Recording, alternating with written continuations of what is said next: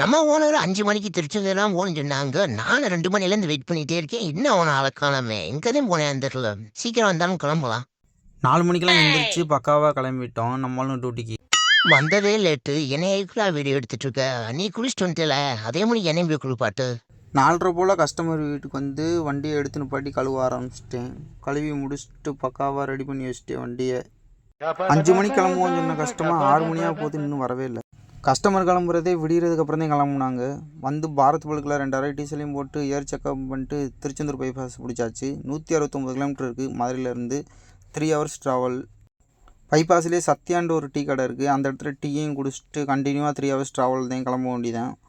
செந்தலக்கரை ஒட்டி வரையிலே கஸ்டமர் இன்னொரு இடத்துல டீ குடிப்போம்ட்டாங்க. அங்கேயும் நிப்பாட்டி டீயை குடிச்சாச்சு. தூத்துக்குடியும் ஒரு வழியாக நம்ம ரீச் ஆகிட்டோம் கைஸ்.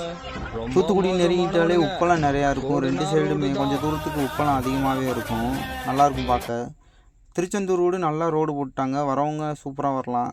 நம்மளும் திருச்செந்தூர் என்ட்ரன்ஸ் ஆகிட்டோம். வந்து வண்டியை பார்க்கிங் போட்டு காரில் வெயிட் பண்ணி சரியான வெயில் என்ன பண்ணுறதுனே தெரியலை.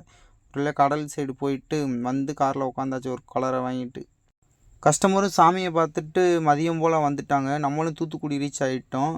தூத்துக்குடியிலேருந்து நம்மளுக்கு 147 கிலோமீட்டர் இருக்குது. தூத்துக்குடிக்கு ஒரு நன்றியை சொல்லிவிட்டு மதுரையை நோக்கி கிளம்பியாச்சு.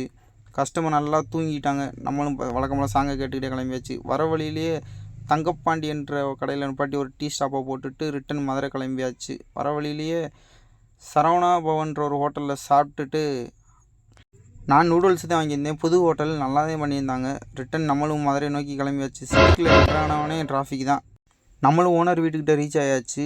ஓனர் வீட்டில் வந்து காரை நிப்பாட்டிட்டு பேமெண்ட் வாங்கிட்டு கிளம்பிட்டோம் கைஸ். அடுத்த வீடியோவில் பார்ப்போம். நம்ம வீடியோ பார்த்துருந்தா லைக் பண்ணுங்கள்.